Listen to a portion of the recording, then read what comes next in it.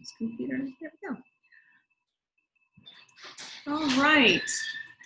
Welcome everybody to our virtual panel, co-hosted by the Centennial Women's Suffrage Group from Southeastern Louisiana University and Red Magnolia Theater Company. This virtual panel is partnered with the traveling exhibit, Determined to Rise, the Women's Suffrage Movement in Louisiana. This exhibit celebrates the challenges and triumphs of the women's suffrage movement in Louisiana in celebration of the 100th anniversary of ratification of the 19th Amendment, giving women the right to vote. Developed by the Centennial Women's Suffrage Project at Southeastern Louisiana University and with grant support from the Louisiana Endowment for the Humanities Rebirth Grant Program, the exhibit consists of 8 panels depicting photos of Louisiana suffragists, a timeline of significant events, the movement from the African American woman's perspective, laws that have changed since women gained the right to vote, and the Louisiana women who have made their mark on history. Sorry, I got a little tongue-tied there. All right, so welcome everybody. We have 2 panelists with us today. We have Dr. Carol Madere and Dr. Lisa Moody. Here, Lisa, there we go. I'm gonna read you their bios really quick. Dr. Lisa Moody earned her PhD from Louisiana State University, where she was a Board of Regents Fellow. She has a master's degree from Northwestern University and an undergraduate degree from the University of Chicago.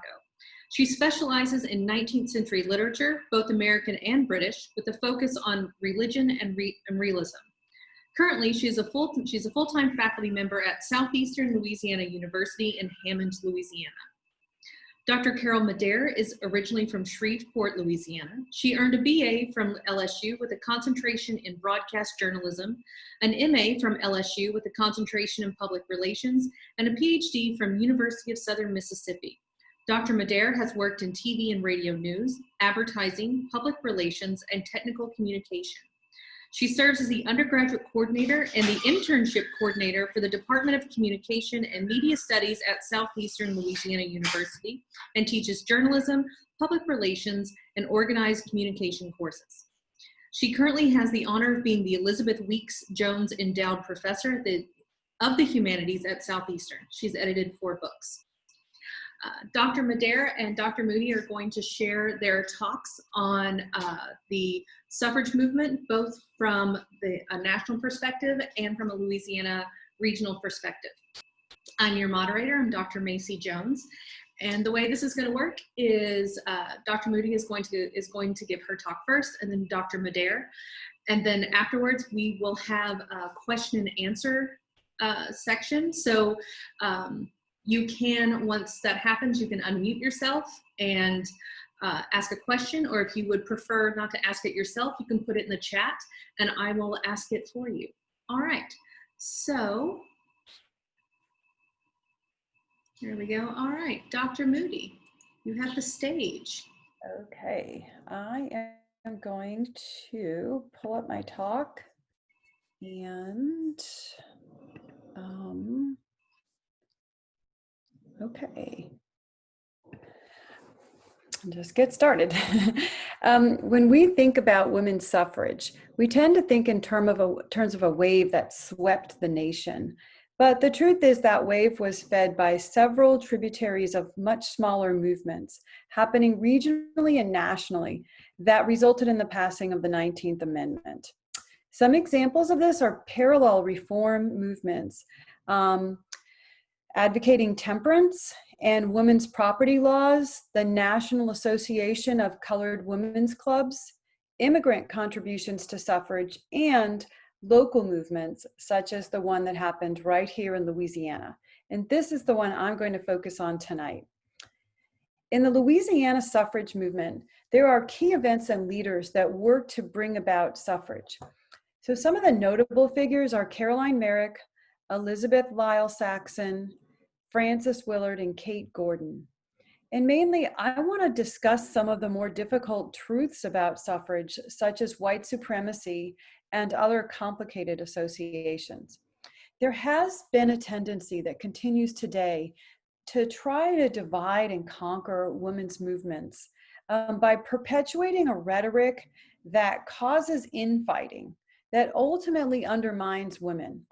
So in a chapter, Taking Off the White Gloves, titled Women's Suffrage and White Supremacy, Suzanne Lebsock discusses this complicated association in which suffragettes did not always clearly discredit white supremacy accusations. And that causes bifurcation and splintering throughout the history of the suffrage movement. So overall, my talk is going to have three parts, each very brief, about the legal issues, the moral issues, and what we might call the dark history of the suffrage movement.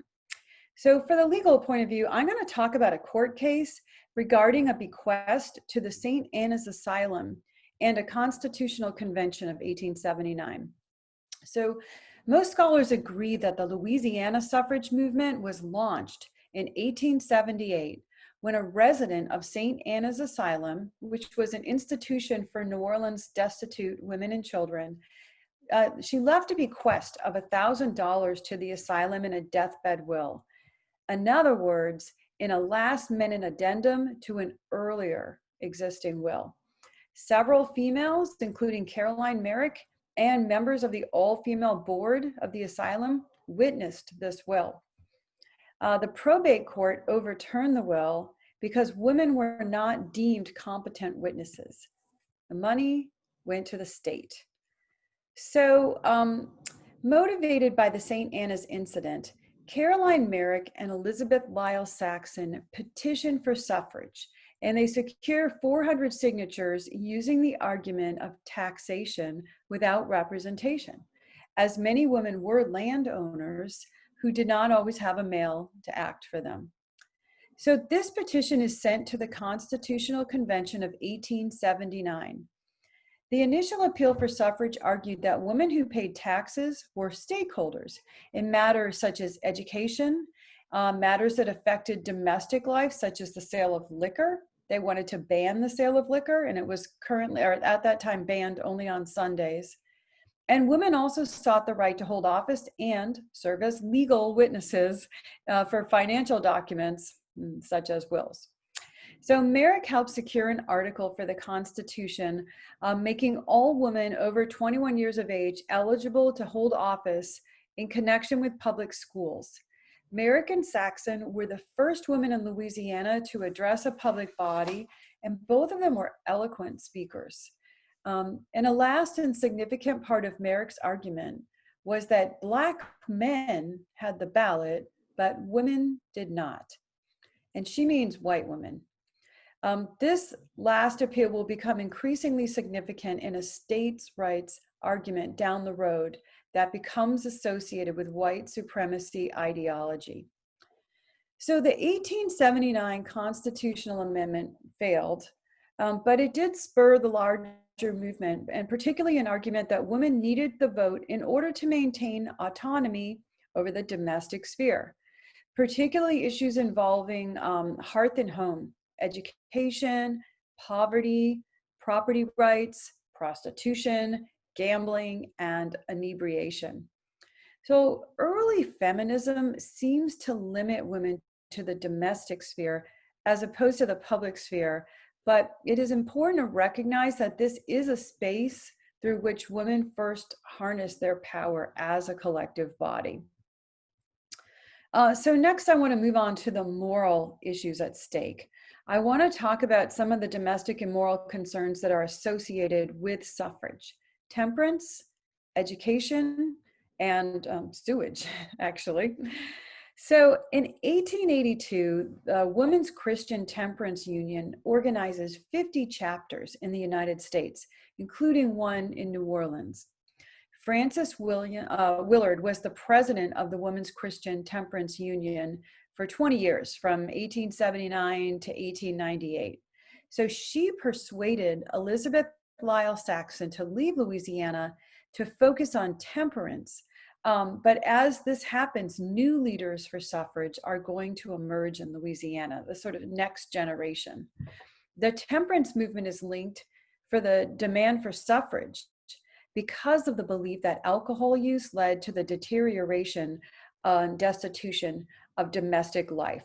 So women want the right to vote in order to enact prohibition. Frances Willard wrote, "Alcohol will so craze men that they will commit every crime and show the subtlest cruelty to those they love best."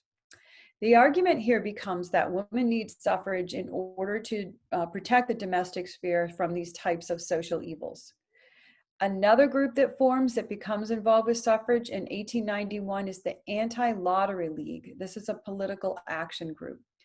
So what I want to point out here is that reform societies, also called auxiliary societies, that focused on moral issues such as alcohol, gambling, prostitution, poverty, these smaller groups really transformed the women's movement, not only by giving a voice and a platform, but also by actually helping the women involved develop a skill set needed to move into a more public realm.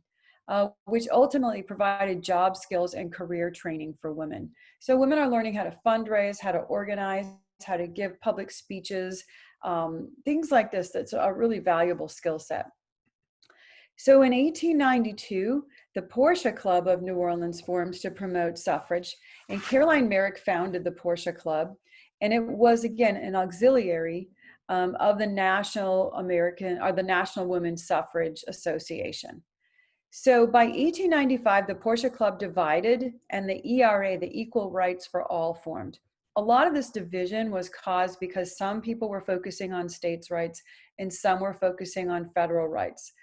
And so they start to have some sort of squabbling.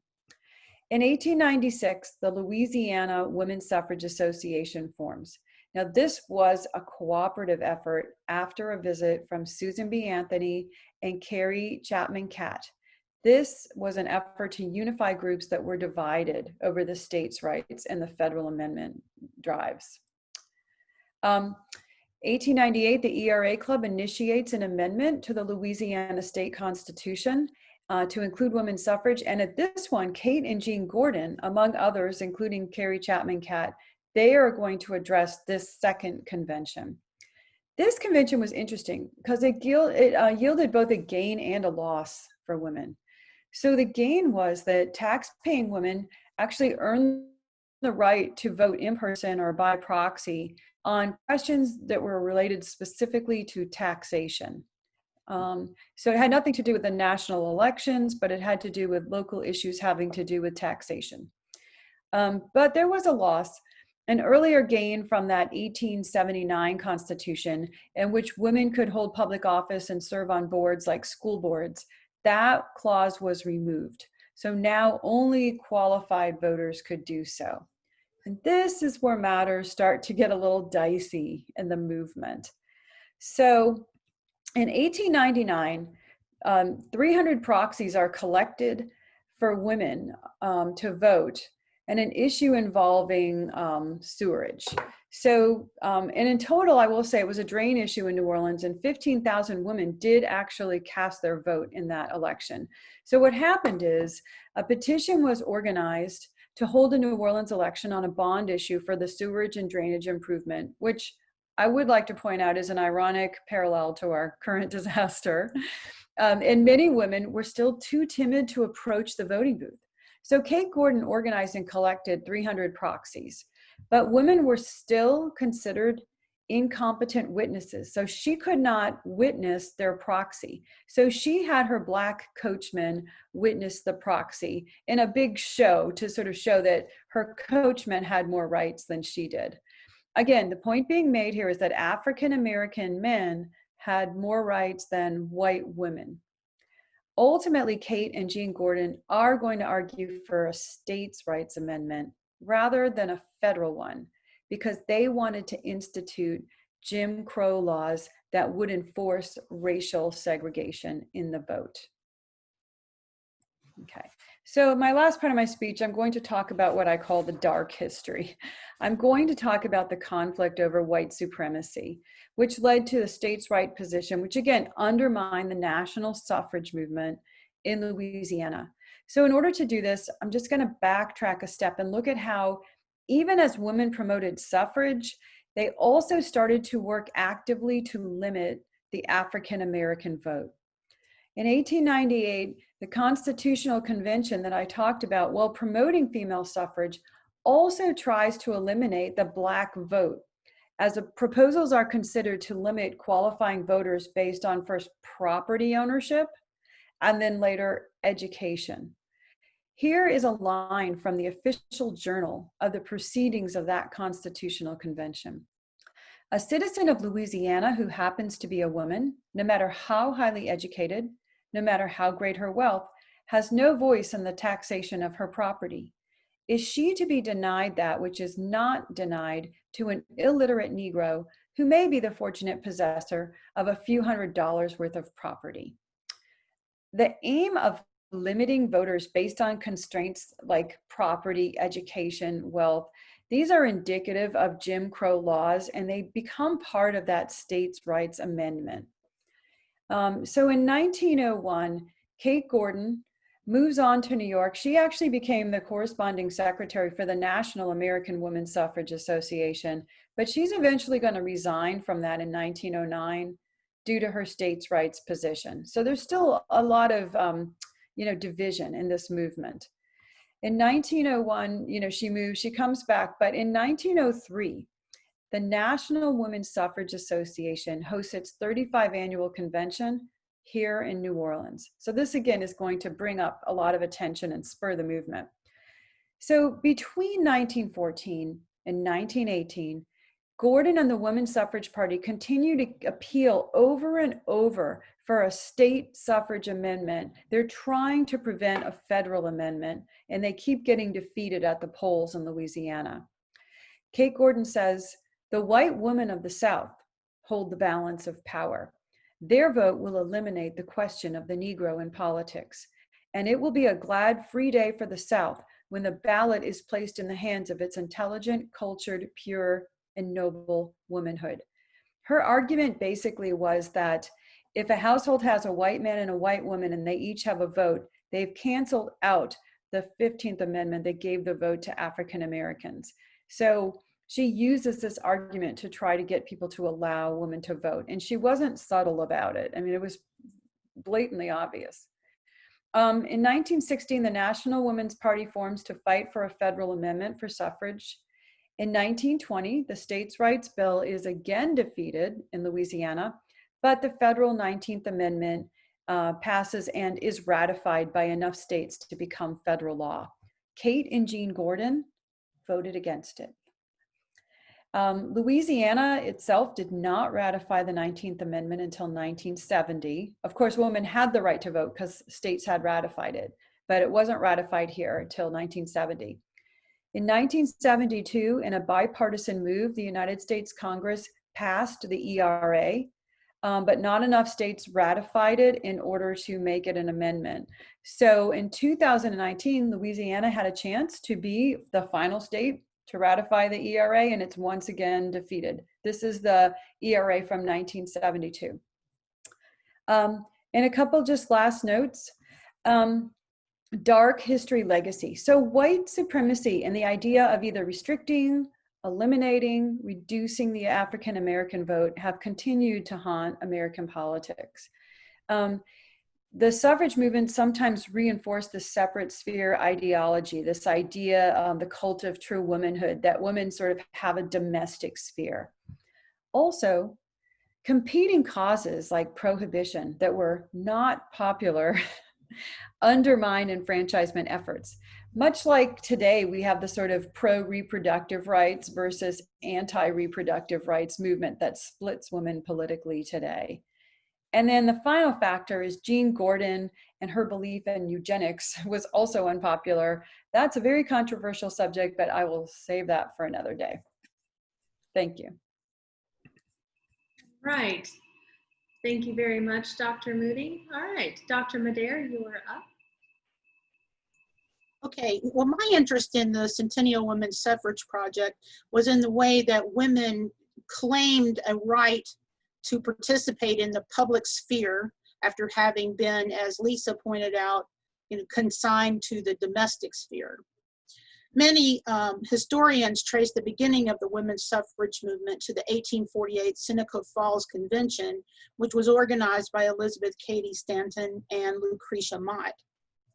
There, attendees signed the Declaration of Sentiments, which outlined the rights women should be entitled to as citizens. And the last article of the Declaration of Sentiments, which was based on the Declaration of Independence, called for women to have the right to vote. Although attendees had eagerly supported the other articles in the Declaration of Sentiments, they hesitated at the enormity of the demand for the vote until famous abolitionist Frederick Douglass rose in support of it. He said, "I have never yet been able to find one consideration, one argument, or suggestion in favor of man's right to participate in civil government which did not equally apply to the right of woman." After his speech, the resolution passed. In 1870, women were to be disappointed again in their quest for the vote when the 15th Amendment granted the franchise to African American men, but not to themselves. But they began to organize in the late 19th century, finding strength in numbers. In 1890, the National American Women's Suffrage Association was formed, followed in 1896 by the National Association of Colored Women's Clubs. While working for suffrage, these organizations also helped women develop their organizing, fundraising, and lobbying skills, as Lisa described. In 1913, these women organizations converged on Washington, D.C. for the National Women's Suffrage Parade, an event which eclipsed the inauguration of President Woodrow Wilson. The suffragists challenged Wilson throughout his presidency with suffrage parades and protests, even picketing in front of the White House. These parades also featured men and children marching in support of suffrage. The marchers wore white to symbolize solidarity and the purity of their cause. The suffragists finally won Wilson's support for suffrage with their World War I work. Shortly after his second term began, Wilson urged Congress to pass the 19th Amendment, saying, "We have made partners of the women in this war. Shall we admit them only to a partnership of suffering and sacrifice and toil, and not to a partnership of privilege and right?" The measure failed in the Senate, but passed the following year. Within 6 days of the ratification cycle, 3 states had ratified the 19th Amendment. The first state to ratify, I just found out the other day, was Wisconsin, which is interesting because, that's one of the swing states. By March of the following year, a total of 35 states had ratified. 8 southern states, including Louisiana, had voted against ratification. The final state to ratify was Tennessee, on which all of the organizations for and against women's suffrage descended for one final battle. The measure passed by 1 vote, which was cast by 24-year-old Harry Byrne. Although Byrne wore the red rose of the anti-suffragists in his lapel, he obeyed his mother and voted for ratification. He had to hide in the attic of the building for 3 hours to escape an angry mob. On August 26, 1920, the 19th Amendment was signed into law. So tomorrow is the 100th anniversary of women having the right to vote. One important reason that women needed the vote was to protect themselves from laws passed by men, which limited their participation in the public sphere, such as head and master or coverture laws. These laws gave men the final say in all business regarding their property and children of the marriage.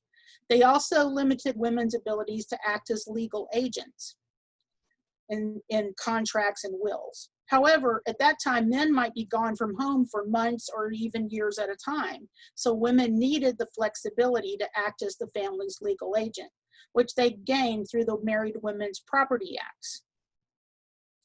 During the 1960s, under pressure from the burgeoning civil rights and women's liberation movements, Congress passed the 1964 Civil Rights Act, which included Title VII, which protects employees from discrimination on the basis of race, color, national origin, sex, and religion, and Title IX, which protects people from discrimination based on sex in education programs or activities that receive federal financial assistance. Discrimination on the basis of sex was added to Title VII as a last-minute amendment by Howard W. Smith of Virginia, a staunch opponent of civil rights. Some believe it was inserted as a poison pill to kill the bill.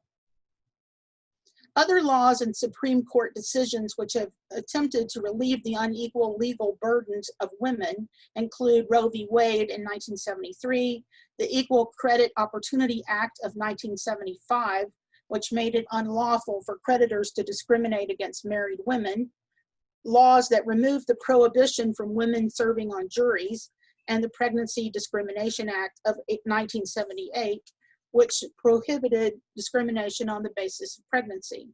Still pending is the Equal Rights Amendment. As Lisa discussed, the Equal Rights Amendment was first proposed in 1923 by suffragists Alice Paul and Crystal Eastman.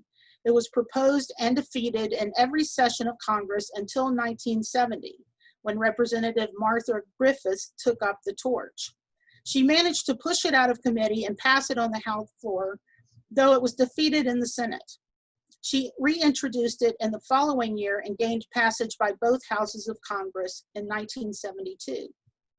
Even though it seemed to be on the fast track for ratification with the support of politicians of every stripe, it met with considerable resistance from conservative activist Phyllis Schlafly and other conservative women who feared it would end alimony, child support, and labor protections for women. By 1982, having missed one ratification deadline, the ERA still lacked 3 states for ratification. It remained the unfinished business of the women's suffrage movement until 2020, when the last of the 3 states needed to ratify it. Louisiana could have been that final state in 2019, as Lisa said, but once again chose to follow the parade instead of leading it. Instead, the honor went to Virginia, which ratified it in January. It is now in the U.S. Senate, which must decide whether to include it in the Constitution, even though it missed 2 ratification deadlines. Women weren't able to affect real change until they became lawmakers. Most women began their political careers as surrogates, widows who would complete the term of a man who had died in office. Doris Holland Rhodes, the first woman to serve in the Louisiana legislature, served out her husband's unexpired term in the Senate and then was elected to the House in her own right and served 2 terms from 1940 to 1948. Rose McConnell Long served out the remainder of her husband Huey Long's term as a U.S. Senator after he was assassinated. Corinne Claiborne Lindy Boggs won a special election to fill her husband Hale's unexpired term. She became the first woman to be elected to the U.S. House of Representatives from Louisiana and served for 18 years. When asked if she had any doubts about running, she replied, "My only doubt was that I didn't know if I could do it without a wife." Elaine Edwards was appointed to the U.S. Senate by Governor Edwin Edwards to complete the unexpired term of Alan Ellender, and Catherine Long succeeded her husband in the U.S. House of Representatives. Another pathway to political involvement for women was coming from a political family. This was Mary Landrieu's path. At 24, she was the youngest woman to ever serve in the Louisiana legislature. She went on to serve as state treasurer for 8 years and then as U.S. Senator from 1996 to 2015.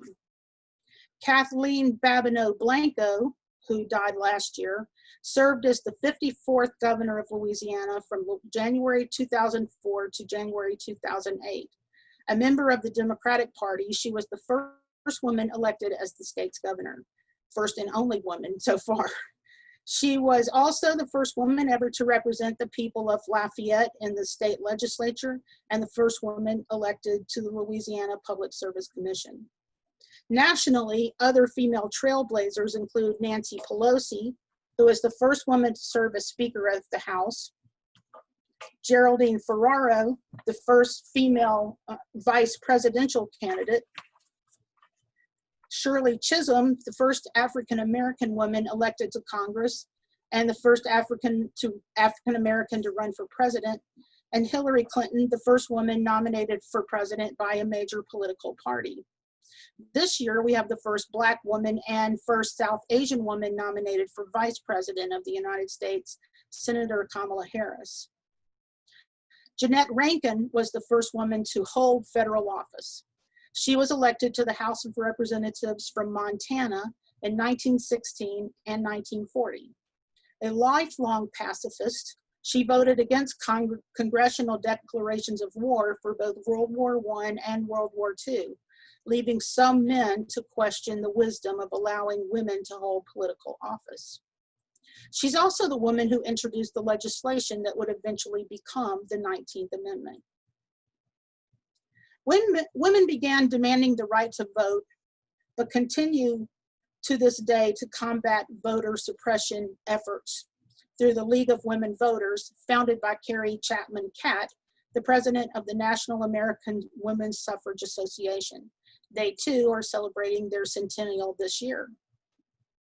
Women also labor on behalf of the Equal Rights Amendment and continue to march in the nation's capital for human rights. The mission of the Women's March is to harness the political power of diverse women and their communities to create transformative social change, which you could probably say would be the mission of the women's suffrage movement marches as well. As their website attests, the Women's March is committed to dismantling the systems of oppression through nonviolent resistance and building inclusive structures guided by self-determination, dignity, and respect. So where are we now? According to a global survey published in 2019, women are accorded only 3/4 of the legal rights that men enjoy worldwide. In America, women still make only 81 cents for every dollar that men make. So the women's movement still has work to do. All right, thank you very much, Dr. Madare. All right, excellent. So I'm gonna start us off by asking a few questions that I had for y'all. And then if anyone else has questions, you can just say, hey, I have a question in the chat, or unmute yourself, show your video, raise your hand. We'll call on you like it's a class. It'll be fine. All right, so the first question that I wanted to ask was for you, Dr. Madare. I was just wondering if there was any kind of like backlash against the women's movement since they were marching and protesting during a time when we were at war. Yes, in fact, there was backlash during that march on Washington and another famous march in New York. Women were actually spat upon, some were thrown to the ground, and the police stood by and just let it happen. And it created it made front page news and created some reforms within the DC police. Mm-hmm. Probably a little bit of the thing where you're only allowed to protest during certain times and only certain ways, and yeah. Awesome. Dr. Moody, I was gonna ask, wanna go back real quick. So during your talk, so one thing that really surprised me is that, so I knew that Black women were excluded from the process. So, I mean, that's something the whole time we've been promoting this and talking about this, we've been careful to say, Red Magnolia, that this anniversary is when white women got the right to vote. But I'm ashamed to admit that my perception was always that African-American women were just pushed off to the side and not included. I didn't realize that, especially in Jim Crow states, that the suffrage movement was so rooted in white supremacy. I didn't realize that that was actually part of their argument for for their right to vote. Do you find that, and you can both answer this, do you find that's a common misconception, that people aren't perhaps aware of how deep those roots go? Yes, I think so. And I think part of it is because we focus a lot on the national movement. So we're kind of aware that women were sometimes expected to march at the back of the parade, or they had sort of separate societies, and not enough has really been even written about those histories. It's one of the things we've tried to include in our project, is having some panels dedicated to that. But I was surprised myself when I started researching the Louisiana movement.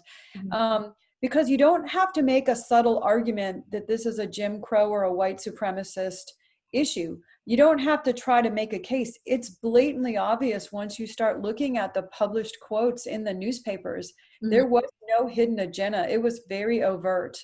So yeah, it's very hard because these women were pivotal in getting the right to vote and bringing the movement and putting money into the movement and organizing the movement.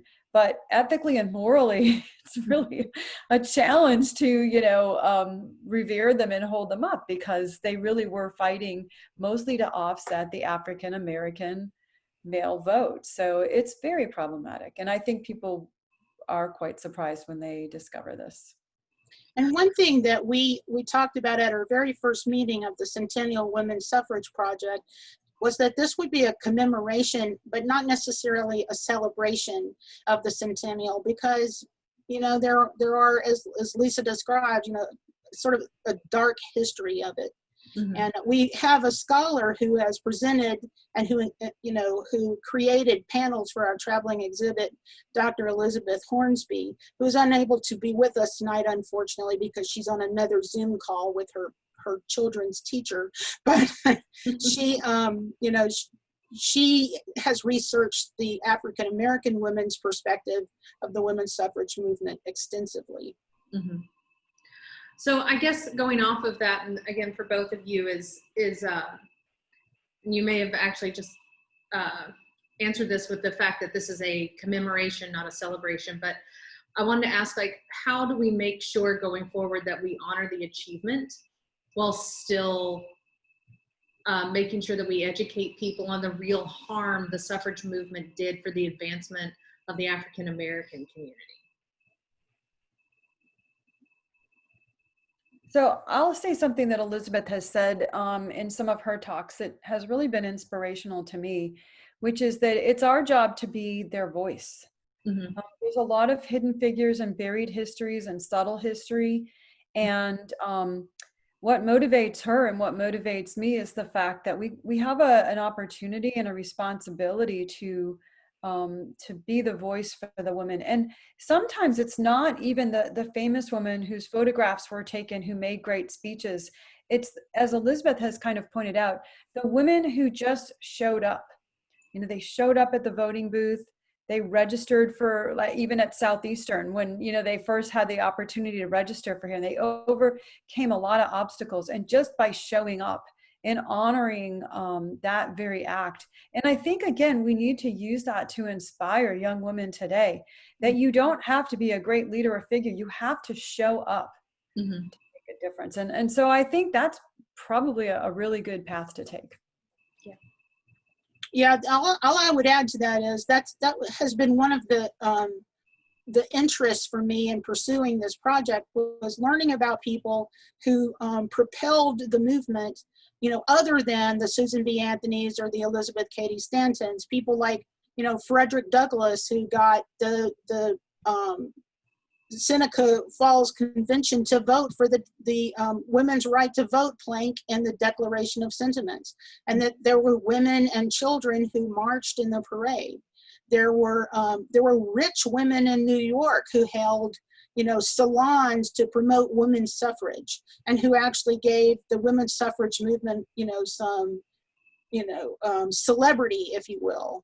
And, before, the newspaper editors, who were, of course, kind of, misogynistic, would, portray suffragists as these dowdy spinsters who nobody would want anyway. And the celebrity of these socialites kind of turned that on its head. Mhm. So I've just been interested in kind of telling the stories of people who haven't been, celebrated. Mhm. And I'd like to add one more thing on that. One of the unsurprising paths my research has taken me is immigrant contributions to suffrage. Yeah. There's a woman, Sarah Baranescu, who was a Russian Jewish immigrant who Mhm. was very involved with suffrage in New York City. I learned about her from the Tenement House Museum. And women who were fighting for labor rights, the shirtwaist, protests and things like that, and realizing they needed the right to vote in order to change laws. So there are a lot of paths. This is why I was saying it's really several smaller tributaries to this national wave. So one of the areas I'm hoping to write on a little bit more is actually immigrant contributions to suffrage as well. It's really a lot of interesting Mhm. things going on. Yeah, that's something that I was also wondering about, because it's 19th Amendment gave white women the right to vote, and where along that step did other women who non-white women got their rights too? Like, when did they get the vote? And so it's very varying degrees of. Well, technically, they got their right to vote in 1919, but it was the question of local polls and efforts to kind of Jim Crow laws and gerrymandering and stuff. But there's no distinction in the 19th Amendment about race. Yeah, it was just kind of voter suppression on local and smaller levels. So the next question I wanted to ask you, Carol, is about you mentioned about some of the first women who served in office were surrogates, widow surrogates. How much power did they actually have?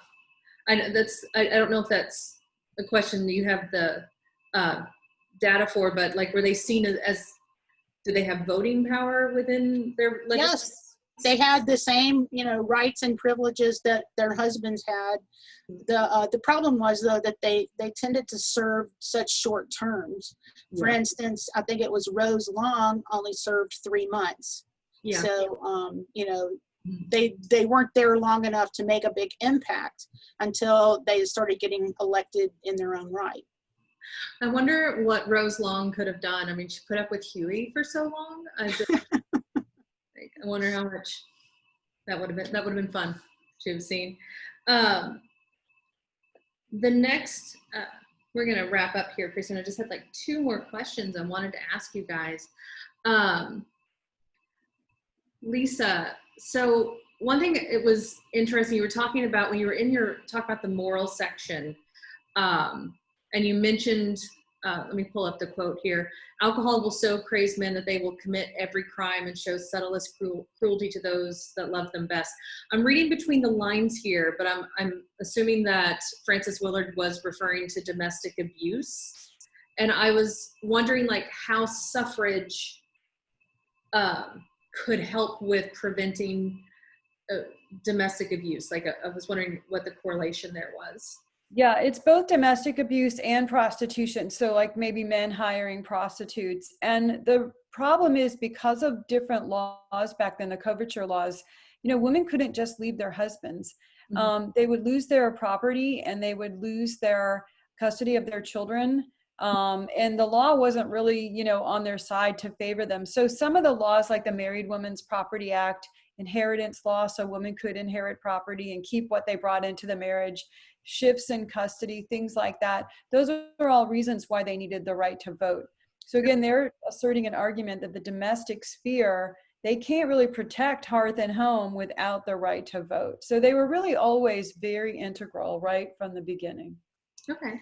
Also, it tended to, their association with prohibition and temperance actually, caused the suffrage amendment in Louisiana to be defeated at least once, because of Martin Behrman, who was the mayor of New Orleans, who, didn't want the Storyville, for instance, to be shut down. So he, organized his political machine to defeat suffrage. Yeah. Yeah. I'm feeling that temperance didn't go over well in Southeast Louisiana. Not a bit. Yeah.